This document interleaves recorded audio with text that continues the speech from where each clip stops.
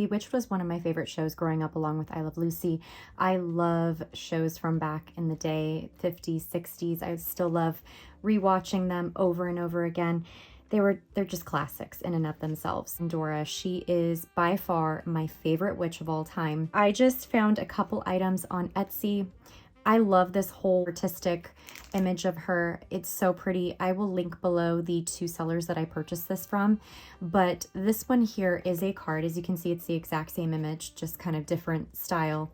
I am actually going to be using this particular piece. Again, I will link the Etsy seller down in the description. Today's video, we are going to be creating a wreath that is inspired by Endora. I've wanted to create this for such a long time, and I know that just like myself, there are a lot of Bewitched fans out there. Without further ado, let's go ahead and get into the wreath.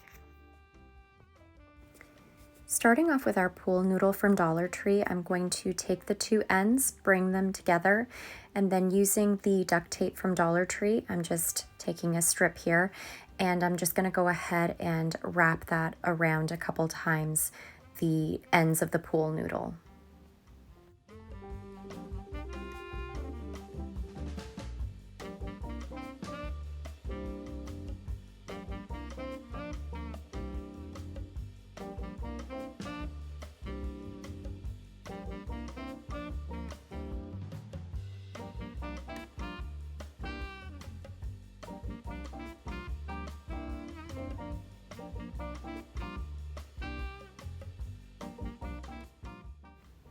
Next, I'm just taking this ribbon from Dollar Tree, and I believe I used 2 spools of this, and I'm just going to go ahead and hot glue one end to the duct tape and then just simply wrap the ribbon around, overlapping it one on top of the other.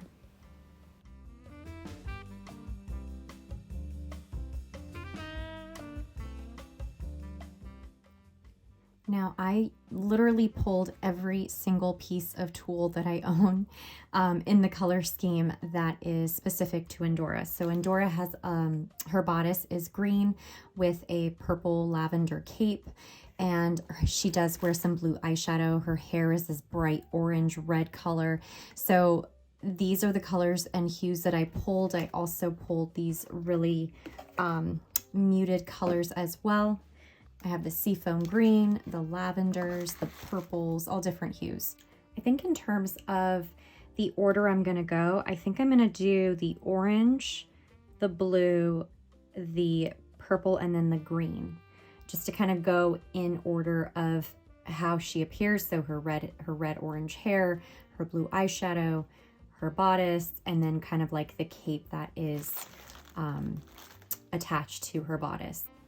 So you're going to do the same technique for all the different colors of the tulle, but essentially I'm just taking a couple pieces of the mesh fabric and as well as the tulle fabric, and I'm basically just going to roll them on a diagonal, as you'll be able to see in just a few moments. So you're just going to roll each piece on a diagonal and then kind of position them by forming an X.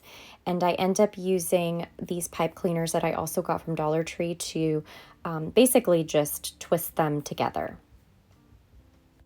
And side note, when you're using the tulle from Dollar Tree, this particular piece that you're seeing right now, this literally attaches to everything. There were so many instances when it was just catching on the tulle while I was trying to roll it, and just in other instances too. So just be aware that the tulle, or not the tulle, but the mesh fabric from Dollar Tree is a little finicky in terms of it just attaches to every little piece of fabric that touches it. So just keep that in mind as you are rolling it, that just keep the tulle fabric away until you're ready to kind of form the X or star as you're seeing right now.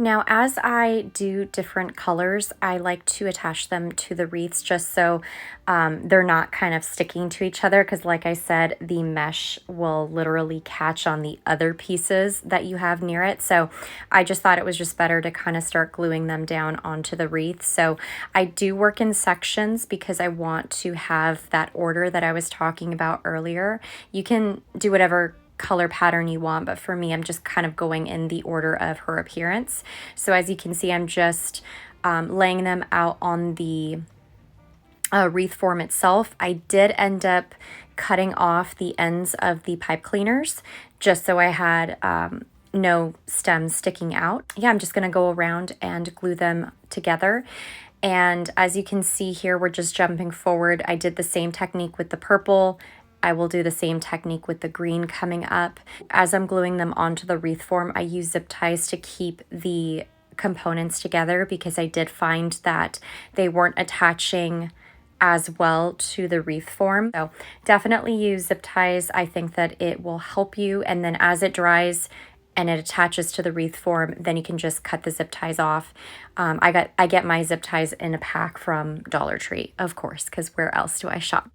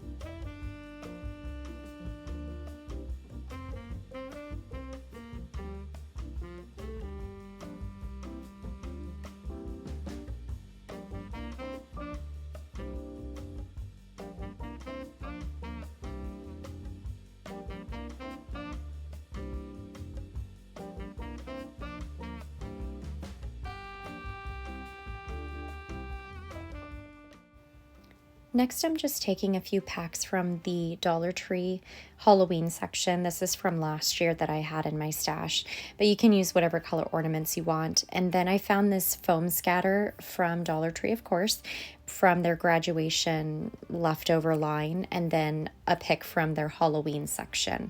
This was just kind of randomly found, so it just happened to go with my project. So I'm like, hey, why not? Let's just go ahead and add that in.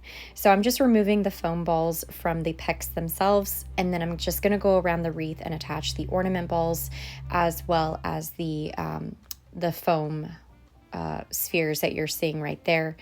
And then I'm going to go ahead and add in the foam star scatter all throughout the wreath.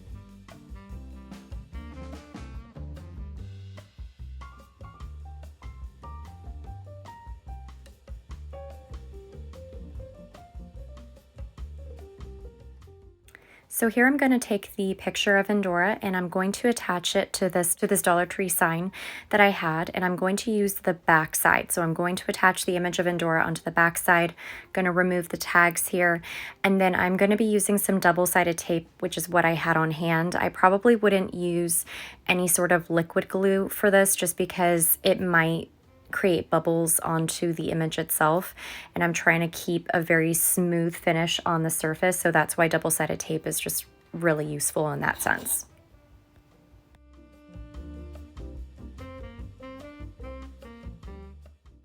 Once you have the image secure, I'm just going to go ahead and cut off the excess.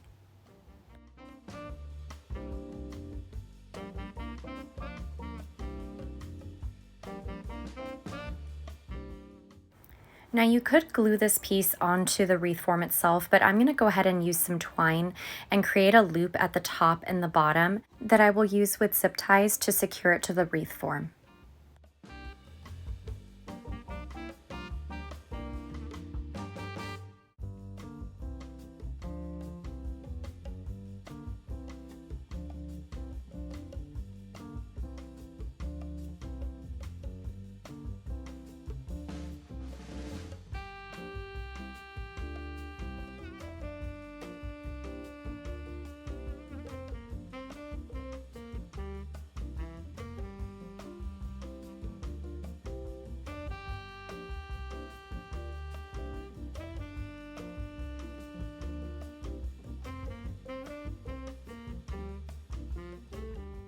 Here is the Endora inspired wreath. I really love the image that I got from the Etsy shop. I love that being the center of the wreath. And then of course, all of the colors of the tulle that are the colors that Endora has. So again, we have the green and purple from her dress here. And then of course the blue from her eyeshadow and the beautiful vibrant orange from her hair, from her red orange hair. I did go ahead and add in a couple different lights. So a couple twinkle lights that are just kind of the normal lights. And then of course I found from Dollar Tree this really cool tube that has the light already in it, and that's what's giving the really pretty kind of purple glow to the wreath. I did go ahead and attach the picture of Endora using some zip ties. I don't know if you can see that right in there. I used one up there and then additionally one down here. So I just used 2 zip ties to make sure that the picture of Endora was secured to the back. But I love it. I think this is definitely one of my favorite wreaths that I've made. I have made a lot of wreaths on my channel, but this one definitely is up there just because of the sentimentality I feel for the show Bewitched. And that's just something that has carried on with me into my adulthood. Let me know down below in the comments if you guys are a fan of Bewitched, if you're a fan of Endora, is she one of your favorite witches? I hope you enjoyed this project, and until next time, bye for now.